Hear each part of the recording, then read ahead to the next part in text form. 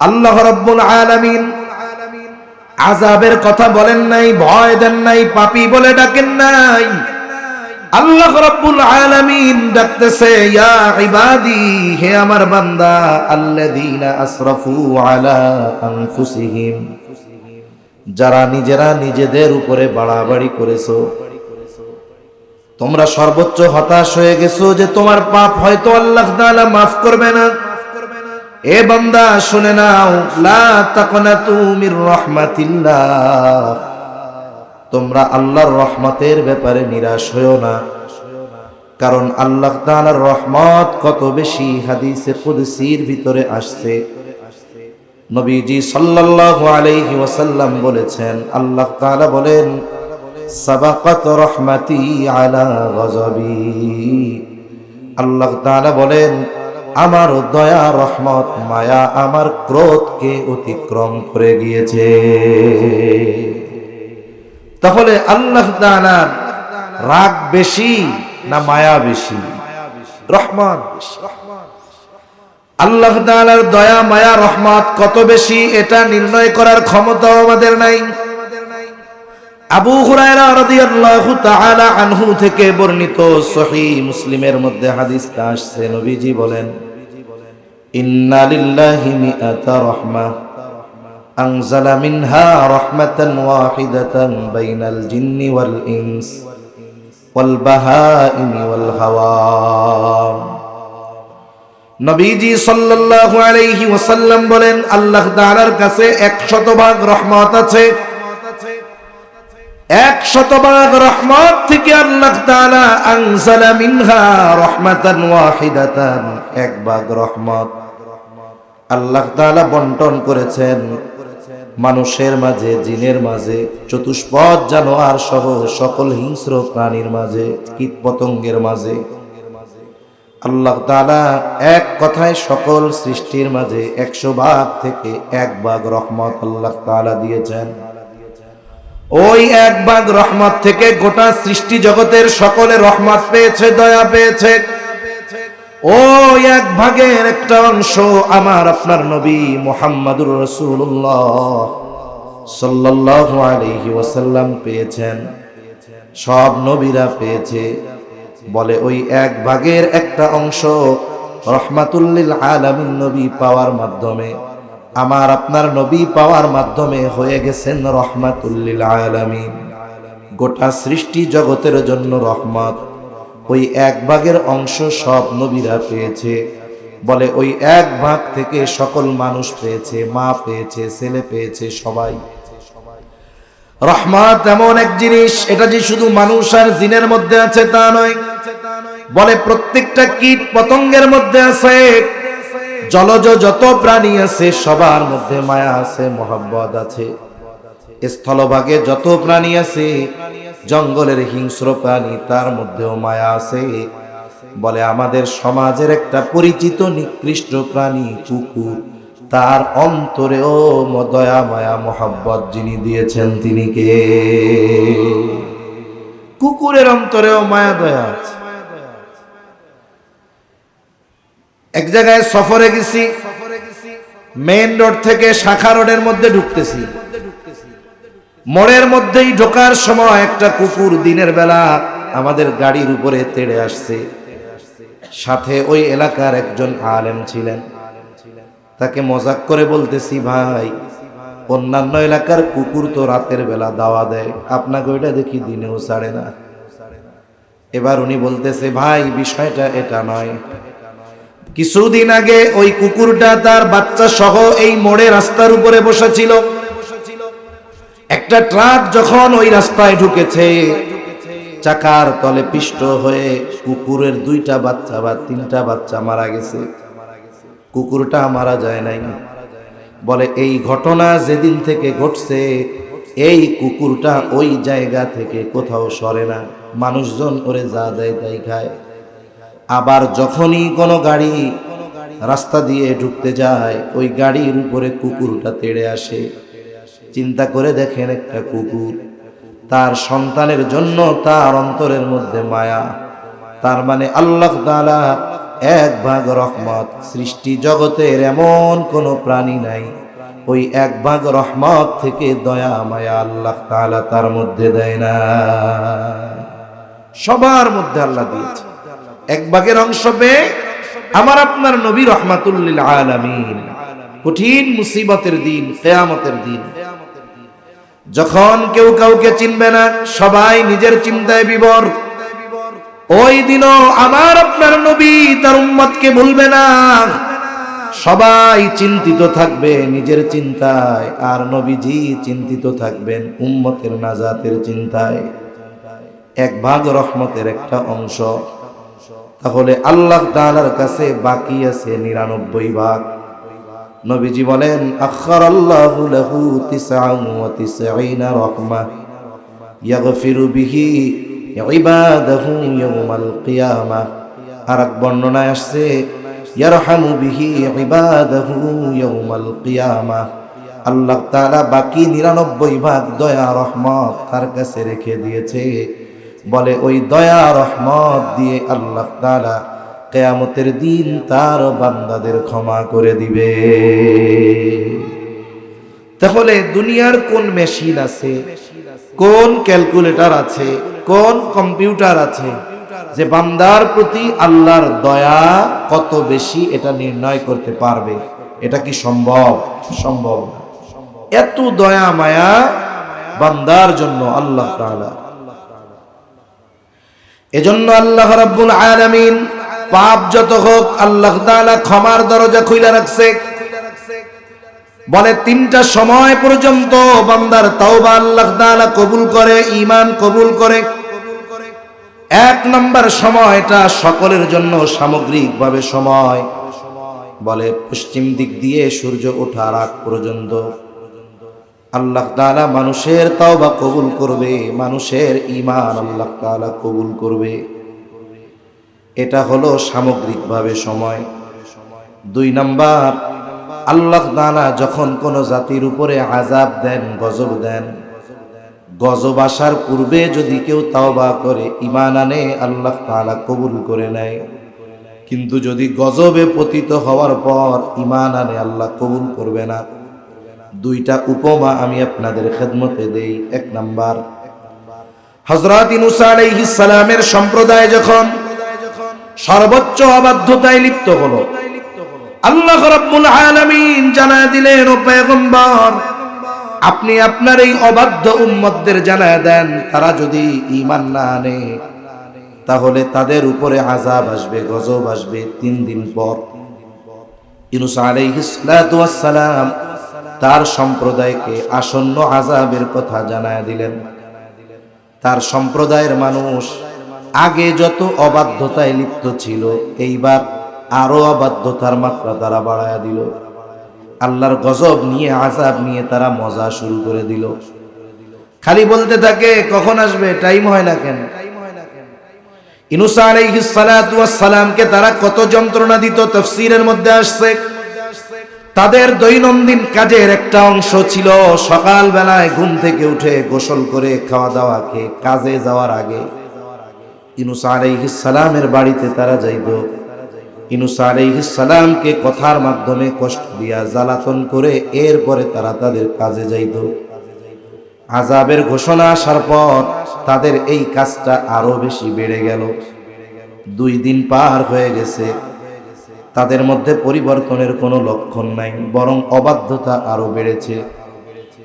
ইউনূস আলাইহিস সালাম দেখলেন এদের অবস্থা তো পরিবর্তন দেখা যায় না, আগামী দিন গজব আসবে।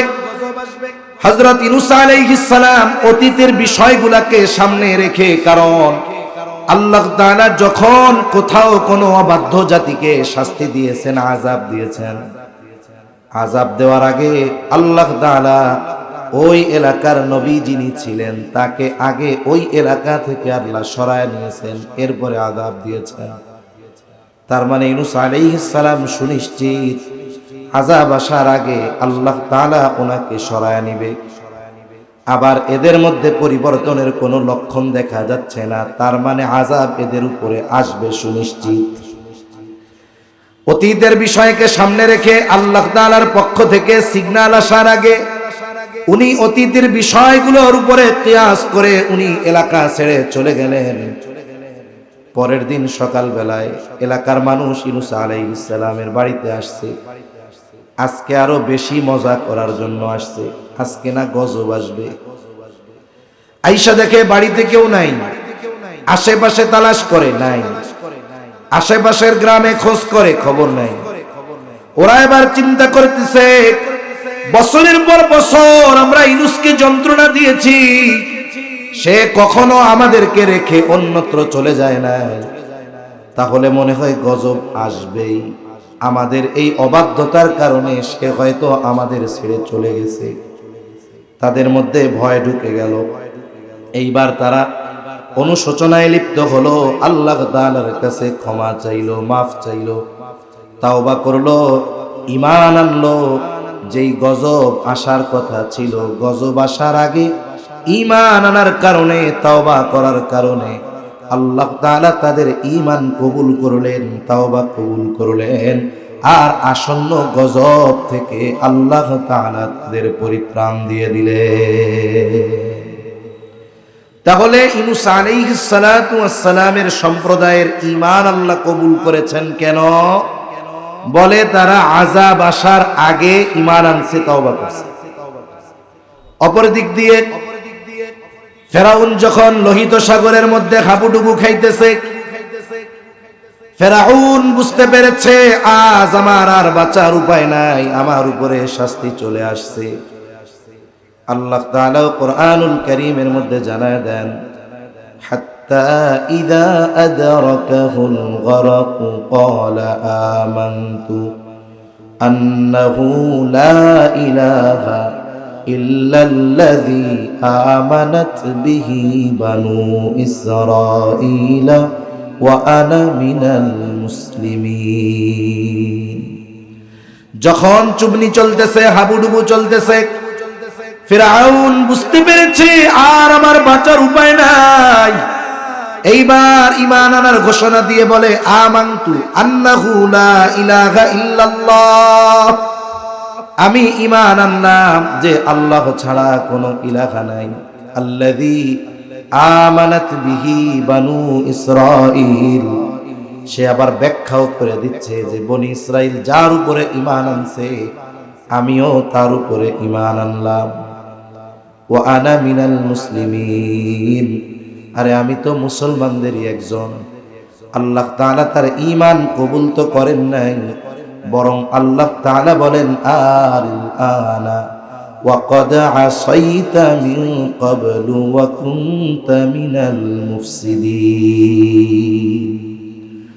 আল্লাহ রাব্বুল আলামিন বলেন, এখন ঈমান আনতেছো, এখন তো আর কবুল হবে না।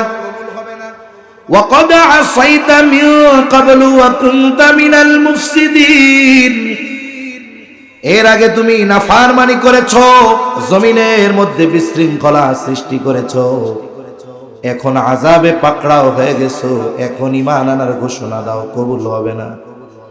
আল্লাহ তাআলা তাকে জানায় দিলেন, শুনে নাও, ফালইয়াউমা নুনাজ্জিকা বিবাদানিকা লিতাকুনা লিমান খালফাকা আয়া ওয়া ইন্না কাসীরাম মিনান নাস আন আয়াতিনা লাগাফিলুন। আজকে তোমার ঈমান তো কবুল হবেই না, আবার তোমাকে নিঃশেষ করে দেওয়াও হবে না। শুনে নাও, আমি আজকে তোমার দেহ সংরক্ষণ করব। ফালইয়াউমা নুনাজ্জিকা বিবাদানিক, তোমার দেহকে আমি সংরক্ষণ করব। কেন? লিতাকুনা লিমান খালফাকা আয়া, যাতে করে তোমার চরিত্রের যারা তোমার পরে দুনিয়ায় আসবে তুমি তাদের জন্য যেন নিদর্শন হও। আল্লাহ তাআলা ফিরআউনের দেহকে হেফাজত করেছে। মিশরের জাতীয় জাদুঘরে জালেমের দেহ আছে। আল্লাহ তাআলা বলেন, বিষয়টা হলো বাস্তবে এইরকম যে তার দেহ আছে, তার পরিণতির কথা সবাই জানে, কিন্তু ফিরআউনের এই করুণ পরিণতি থেকে মানুষ শিক্ষা নেয় না। আল্লাহ বলেন, ওয়া ইন্না কাসীরাম মিনান নাস আন আয়াতিনা লাগাফিলুন, অধিকাংশ মানুষ আবার এই নিদর্শনের ব্যাপারে উদাসীন, দেখতে যায়, কিন্তু ওর পরিণতি কোন কারণে হলো, ওটার থেকে শিক্ষা যদি এই পৃথিবীর মানুষ নিত, গোটা পৃথিবীর সৃষ্টি করছে। আমার আপনার মতো এই তুচ্ছ মানুষকে যদি আল্লাহ তাআলা জাহান্নামে দিয়ে দেয়, আল্লাহ তাআলার কোনো ক্ষতি আছে নাকি? আমাকে আপনাকে সবাইকে যদি আল্লাহ জান্নাত দিয়ে দেয়, এতে আল্লাহ তাআলার কোনো লাভ নাই, জাহান্নামে দিলেও আল্লাহ তাআলার ক্ষতি নাই। অথচ বান্দার প্রতি আল্লাহর দয়া মায়া কত! একটা বান্দা যখন গুনার পথ থেকে নেকের পথে ফিরে আসে, পাপের পথ থেকে যখন নেকের পথে ফিরে আসে, শয়তানের পথ থেকে যখন আল্লাহর পথে ফিরে আসে, আল্লাহ কত খুশি হয়। নবীজি সাল্লাল্লাহু আলাইহি ওয়াসাল্লাম উপমা দিচ্ছেন বান্দার প্রতি আল্লাহর মায়া কত। নবীজি বলেন, এক ব্যক্তি রসদ সহ উট নিয়ে সফর শুরু করেছে, লম্বা সফর, মরুভূমির সফর। ক্লান্ত পথিক দীর্ঘ পথ অতিক্রম করবার পর একটা গাছের সাথে উটকে বেঁধে গাছের ছায়ায় তিনি শুয়ে পড়লেন। ক্লান্ত দেহ ঘুমিয়ে পড়েছে। আল্লাহর বান্দা ঘুম থেকে উঠে দেখে গাছের সাথে তার উটটা নাই। হতাশ, চতুর্দিকে তালাশ করে কোথায় উট, কারণ উটের সাথে তার খাবার, তার পানি, সমস্ত প্রয়োজনীয় জিনিস বাঁধা। অপর দিক দিয়ে সূর্য ঢলে যাচ্ছে, সন্ধ্যা নেমে আসতেছে। লোকটা খুঁজে ফিরে ক্লান্ত, চতুর্দিকে খুঁজে ফিরে দেখে না, কোথাও তার উটের খবর নেই। এমত অবস্থায় ওই লোকটার অবস্থা কেমন হবে?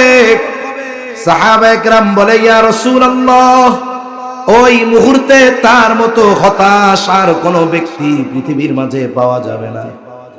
কারণ তার আসন্ন বিষয়টা হলো তার জন্য মৃত্যু। হয়তো রাতের বেলায় মরুভূমির কোন হিংস্র প্রাণীর খাবার সে হয়ে যাবে, অথবা খাবার পানির অভাবে এই মরুভূমির মধ্যে তার শরীর সমাধি হয়ে যাবে। এখন সে হতাশার সাথে মৃত্যুর জন্য অপেক্ষা করতেছে। এমত অবস্থায় হঠাৎ সে দূরে তাকিয়ে দেখে যে তার উটটা খাবার পানি সহ তার দিকে ফিরে আসতেছে। সাহাবায়ে কেরামকে বলা হলো, বলো তো এই ব্যক্তির অবস্থা কেমন হবে? বলে, ইয়া রাসূলুল্লাহ, ওই সময় তার মতো আনন্দিত এই পৃথিবীতে আর কেউ হবে না। নবীজি বলেন, যখন সে দেখতে পাইল উটটা তার দিকে ফিরে আসতেছে রসদ সহ, এই আল্লাহর বান্দা এত খুশি হয়েছে, এত আনন্দিত হয়েছে, সে কেমন যেন নতুন আর এক জীবন ফিরে পেল। একেবারে সাক্ষাৎ মৃত্যু থেকে কেমন যেন সে নতুন প্রাণ পেয়ে গেল। খুশিতে আল্লাহর শুকরিয়া আদায় করবে, কিন্তু আনন্দে বাসা হারায় ফেলছে। অনেক সময় দেখবেন মানুষ আনন্দিত হলে শুধু যে খুশি হয়, হাসি দেয় তা না, আনন্দে মানুষ অনেক সময় কান্নাও করে যায়। অনেক সময় খুশিতে মানুষ এতটা আবেগ আপ্লুত হয়ে পড়ে যে সে ভাষা হারায় ফেলে, কথা বলতে পারে না। এই লোকটাও এত আনন্দিত হয়েছে, খুশির ঠেলায় বলে, আল্লাহ, আমি আপনার রব, আপনি আমার গোলাম। খুশির ঠেলায় নবীজি সাল্লাল্লাহু আলাইহি ওয়াসাল্লাম বলেন, এই ব্যক্তি তার হারানো উট খুঁজে পেয়ে যত খুশি হয়, কোন বান্দা যদি গুনার পথ থেকে ফিরে আল্লাহর পথে ফিরে আসে, আল্লাহ তাআলা তার চাইতে অগণিত গুণ বেশি খুশি হয়ে যায়। দেখুন, আমি আপনি জাহান্নামে গেলে আল্লাহর কোনো ক্ষতি নেই, কোনো লাভ নেই। এরপরেও আমি আপনি যদি গুনাহ থেকে ফিরে আসি, আমার মা বাবা, আত্মীয় স্বজন, বন্ধু বান্ধব যত খুশি হয়, তার চাইতেও বেশি খুশি কে হয়? তার চাইতেও বেশি খুশি আল্লাহ তাআলা হয়। এজন্য আমাদের উচিত শাবান মাস শেষের দিকে, রমজান চলে আসতেছে, আল্লাহর রহমতের দিকে অগ্রসর হওয়া দরকার। আল্লাহর রহমতের কথা স্মরণ করে আমাদের এই জীবনের গতিপথ পরিবর্তন করে আল্লাহর দিকে ফেরা দরকার, ঠিক কিনা বলেন? কারণ আল্লাহ তাআলা গুনাহ যত হোক আল্লাহ মাফ করতে পারে, হতাশার কোনো কিছুই নাই। তাহলে গুনাহ যত হোক আমরা আল্লাহ তাআলার কাছে ক্ষমা চাইব। কারণ আল্লাহ রাব্বুল আলামিন বান্দাকে ক্ষমা করার জন্য প্রস্তুত। এখন শুধু যথাযথ পদ্ধতিতে আমাদের আল্লাহ তাআলার কাছে ক্ষমা চাওয়া দরকার। এই জন্য দরকার তাওবা, এই জন্যই দরকার ইস্তেগফার। এখন আমরা তাওবা করব, তাওবা ইয়াতুবু, প্রত্যাবর্তন করা, ফিরে আসা। ইমাম নববী রাহমাতুল্লাহি আলাইহি বলেন, কোন ব্যক্তি যদি তাওবা করতে চায় তাহলে তাওবার জন্য সর্বসাকুল্য 4টি শর্ত। যদি বান্দার হক সম্পৃক্ত থাকে, আর যদি বান্দার হক সম্পৃক্ত না হয় 3টি শর্ত তাওবা কবুলের। শুধু আল্লাহর কাছে ক্ষমা চাইলেই হবে না, শর্তগুলোর আলোকে কোনো ব্যক্তি যদি যথাযথ নিয়মে আল্লাহর কাছে ক্ষমা চায়, আল্লাহ তারে মাফ করে দিবে। 1 নাম্বার শর্ত বলে, যেই গুনাহ করতেছিল সেই গুনাহ বাদ দেওয়া, গুনাহ থেকে ফিরে আসা। 2 নাম্বার বলে, ভবিষ্যতে এই পাপ না করার ব্যাপারে দৃঢ় প্রতিজ্ঞাবদ্ধ হওয়া। 3 নাম্বার, অতীতে যেই গুনাহ করেছে তার জন্য অনুতপ্ত লজ্জিত হয়ে ইস্তেগফার করা, আল্লাহর কাছে ক্ষমা চাওয়া। যদি বান্দার হক সম্পৃক্ত না থাকে এই 3টা শর্ত, আর যদি বান্দার হক সম্পৃক্ত থাকে তাহলে আরেকটি শর্ত বলে কি, সেটা হলো বান্দার হক আদায় করা। কারণ বান্দার হক এটা জটিল হক, এটা বান্দা যতক্ষণ ক্ষমা না করবে আল্লাহ তাআলা ততক্ষণ ক্ষমা করবে না।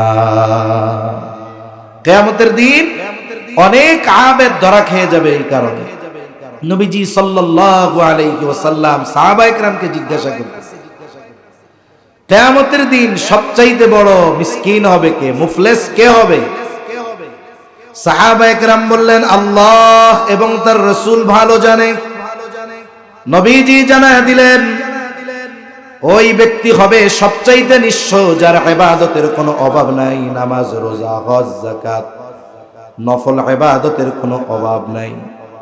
কিন্তু একটা জিনিসের সমস্যা, সে দুনিয়ায় বান্দার হক নষ্ট করত। বলে কিয়ামতের দিন তার বিরুদ্ধে যখন, যাদের হক তারা দুনিয়ায় নষ্ট করেছে, সে তার বিরুদ্ধে যখন অভিযোগ দিবে, ওই ব্যক্তিকে ইবাদতের মাধ্যমে দুনিয়ায় যাদের হক নষ্ট করেছিল তাদের হক তাকে আদায় করা লাগবে। এখন যদি তার নেকি না থাকে, বলে ওই মানুষের গুনাহ নিয়ে সে হক আদায় করবে। এখন যেই ব্যক্তি পাহাড় পরিমাণ নেকের মালিক, দুনিয়ায় মানুষের হক নষ্ট করার কারণে নেক দিয়ে হক আদায় করতে করতে নেক শেষ হয়ে যাবে, একটা সময় মানুষের গুনাহ নিয়ে তাদের হক আদায় করা ছিল পাহাড় পরিমাণ নেকের মালিক হয়ে যাবে পাহাড় পরিমাণ গুনার মালিক। এই ব্যক্তির মতো নিঃস্ব কিয়ামতে আর কেউ হবে না। এজন্য নবীজি সাল্লাল্লাহু আলাইহি ওয়াসাল্লাম সতর্ক করেছেন, নিজেই ব্যাপারে সচেষ্ট ছিলেন। নবীজি জীবনের অন্তিম সময় দুনিয়া থেকে যাওয়ার অল্প কয়েকদিন আগে সাহাবায়ে কেরামকে মসজিদে নববীতে একত্রিত করেছেন। নবীজি বলেছেন, তোমরা যদি কেউ আমার কাছে কোনো হক পাও না থাকো চেয়ে নাও। আমি চাই না কেউ আমার কাছে কোনো হক প্রাপ্য থাকবে আর আমি এই অবস্থায় আল্লাহর সাথে মিলিত হব। রহমাতুল লিল আলামিন, যার আগে পিছের সব পাপ আল্লাহ মাফ করে দিয়েছে, মাসুম। সে যদি বান্দার হকের ব্যাপারে এতটা গুরুত্ব দেয়, আমাদের কতটা গুরুত্ব দেওয়া দরকার। এই জন্য নবীজি সতর্ক করে দিয়ে বলেন, ওই দিন আসার আগে তোমরা সতর্ক হয়ে যাও, যেই দিন আল্লাহ তাআলা বাদী বিবাদীর মধ্যে ফয়সালা করে দিবে। নবীজি বলেন, দুনিয়াতে কেউ যদি কথার দ্বারা অন্যায় ভাবে কাউকে কথার দ্বারাও কষ্ট দিয়ে থাকে, আল্লাহ তাআলা কিয়ামতের দিন এই বিষয়টারও ফয়সালা করবে। এজন্য যে আমার কাছে ভালো আচরণ পাওয়ার হকদার, তার সাথে যদি আমি খারাপ আচরণ করি, এটা তার হক নষ্ট করা হবে। আমি যদি দুনিয়ায় তার কাছ থেকে ক্ষমা না চাই, এই বিষয়টার ফয়সালাও মীমাংসাও কিয়ামতে করবেন কে? ওই দিনের বিচারালয় কঠিন বিচারালয়।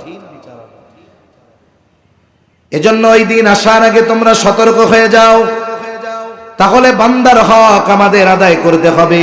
মনে রাখতে হবে, হজ, উমরা, অন্যান্য কাজের মাধ্যমে সব গুনাহ মাফ হতে পারে, কিন্তু বান্দার হক এই গুনাহ মাফ হয় না। বান্দার হক আদায় করার মাধ্যমে এই পাপ থেকে মুক্ত হতে হবে। এই 4 শর্ত ঠিক রেখে যেই ব্যক্তি তাওবা করবে, তার সমস্ত গুনাহগুলো যিনি মাফ করে দিবেন তিনি কে? এজন্য নবীজি সাল্লাল্লাহু আলাইহি ওয়াসাল্লাম বলেন, আত-তাইবু মিনায-যামবি কামাল্লা যামবালা। গুনাহ থেকে যে তওবা করে সে কেমন যেন কোনো গুনাহই করে নাই। নবীজি সাল্লাল্লাহু আলাইহি ওয়াসাল্লাম আরো বলেন, কুল্লু বনি আদম খাত্তাউন, প্রত্যেকটি বনি আদম পাপী। ওয়া খায়রুল খাত্তাইন আত-তাওয়াবুন, আর উত্তম পাপী হলো ওই ব্যক্তি বলে যে পাপ হওয়ার পরে পাপের উপরে স্থির থাকে না, বরং সে অনুতপ্ত হয়, অনুশোচনা বোধ করে ওই পাপ থেকে আল্লাহর কাছে ক্ষমা চায়, ফিরে আসে, বলে ওই ব্যক্তি হলো উত্তম পাপী। এই জন্য পাপ যত হোক আমাদের ফিরে আসা দরকার, আল্লাহর কাছে ক্ষমা চাওয়া দরকার। নবীজি সাল্লাল্লাহু আলাইহি ওয়াসাল্লামের কোনো পাপ নাই, অথচ তিনি কত একাগ্রতার সাথে দীর্ঘ সময় নিয়ে ইবাদত করতেন। আয়েশা সিদ্দিকা রাদিয়াল্লাহু তাআলা আনহা বলেন, নবীজি সাল্লাল্লাহু আলাইহি ওয়াসাল্লাম দীর্ঘ নামাজ পড়তেন, এত লম্বা সিজদা করতেন, আমরা মনে করতাম নবীজি মনে হয় দুনিয়ায় নাই। পায়ের মধ্যে চিমটি কাটতাম, পা নড়াচড়া দিতেন, বুঝতে পারতাম যে না, তিনি আমাদের মধ্যে আছেন। নবীজিকে জিজ্ঞাসা করা হতো, আল্লাহ তাআলা আপনার সব মাফ করে দিয়েছেন, আগে পিছের সব, এরপরেও কেন এত কষ্ট করে ইবাদত করেন? নবীজি বলতেন, আফালা আকুনা আবদান শাকুরা, হে আয়েশা, আমি কি শুকরগুজার বান্দা হব না? আল্লাহ যারে মাফ করে দিয়েছেন তার ইবাদত যদি এমন হয়, তার চিন্তা যদি এমন হয়, আমাদের কেমন হওয়া দরকার? এজন্য নবীজি সাল্লাল্লাহু আলাইহি ওয়াসাল্লাম বলেন, ওয়াল্লাহি ইন্নী লা আস্তাগফিরুল্লাহ ওয়া আতুবু ইলাইহি। নবীজি বলেন, আল্লাহর শপথ, ইন্নী লা আস্তাগফিরুল্লাহ ওয়া আতুবু ইলাইহি, আমি ফিল ইয়াউমি মিআতা মাররা, আল্লাহর শপথ, আমি দৈনিক 100 বার আল্লাহর কাছে ক্ষমা চাই, তাওবা করি। তাহলে যার আগে পরের সব আল্লাহ মাফ করে দিয়েছেন, তিনি দৈনিক 100 বার তাওবা ইস্তেগফার করেন। আমাদের তাইলে কি করা দরকার? নবীর ইস্তেগফারের মাধ্যমে গুনাহ মাফ হবে এমনটা না, নবী তো মাসুম। বলে নবীর ইস্তেগফারের মাধ্যমে তার সম্মান বাড়ে। নবী ইস্তেগফার পাঠ করেছেন বেশি বেশি কেন? বুজুর্গানে দিন বলেন, যাতে করে উম্মত চিন্তা করে, উম্মত যেন এই তাওবা ইস্তেগফারকে গুরুত্বের সাথে গ্রহণ করে নেয়, উম্মত যেন এটাকে জীবনের অবিচ্ছেদ্য এক আমলে মনে করে, আমল বানিয়ে নেয়। কিন্তু আফসোস, এই ব্যাপার থেকে আমরা গাফেল। দেখুন, আমাদের প্রতিনিয়ত শ্বাস নেওয়া লাগে আর একটা ছাড়া লাগে। গোটা পৃথিবীতে একটা মানুষ পাওয়া যাবে না যে একটা দিন না, একটা ঘন্টা অক্সিজেন নেওয়া ব্যতীত, কার্বন ডাই অক্সাইড ছাড়া ব্যতীত বেঁচে থাকতে পারবে। এরকম 2-4 জন আছে কোন জায়গায়? আছে। 2 বেলা না খেয়ে থাকা যাবে, 10 মিনিট অক্সিজেন না নিয়ে থাকা যাবে? যাবে না। ওটা যেমন আমার জীবনের অবিচ্ছেদ্য অংশ, আমরাও আজকে থেকে তাওবা ইস্তেগফার আমাদের জীবনের অবিচ্ছেদ্য এক আমলে পরিণত করব বলি ইনশাআল্লাহ। কি পড়ব?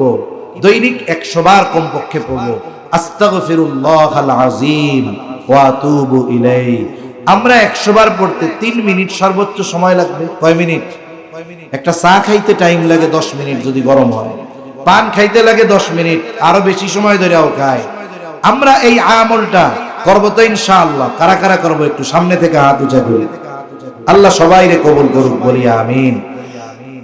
অনেকে আছে পড়ার সময় আস্তাগফিরুল্লাহ আস্তাগফিরুল্লাহ আস্তাগফিরুল্লাহ এভাবে পড়া যাবে না। এটা তাসবিহ পাঠ করার নিয়ম। আপনি পড়বেন জবানে, আস্তাগফিরুল্লাহ, আমি আল্লাহর কাছে ক্ষমা চাইতেছি, এটা আমি জবানে বলতেছি। জেহেনে থাকবে এর অর্থটা, অন্তরে থাকবে অতীতের পাপের ব্যাপারে অনুশোচনা। এভাবে আমরা যদি দৈনিক ইস্তিগফার পাঠে অভ্যস্ত হতে পারি, দুনিয়া আখিরাতের সমস্ত বরকত আর কল্যাণ আমাদের দিবেন কে? আল্লাহ তাআলা দিবেন। আল্লাহ সুবহানাহু ওয়া তাআলা আমাদের সকলকে বেশি বেশি সর্বশেষ যে আমল আস্তাগফিরুল্লাহাল আযীম ওয়া আতুবু ইলাইহি, শুধু মৌখিকভাবে নয় বাস্তবিকভাবেও এই কথার দিকে ফিরে আসার তৌফিক আল্লাহ আমাদের দান করেন। সকলে বলি আমিন। ওয়া আখিরু দাওয়ানা আনিল হামদুলিল্লাহি রাব্বিল আলামিন। আসসালামু আলাইকুম ওয়া রাহমাতুল্লাহি ওয়া বারাকাতুহু।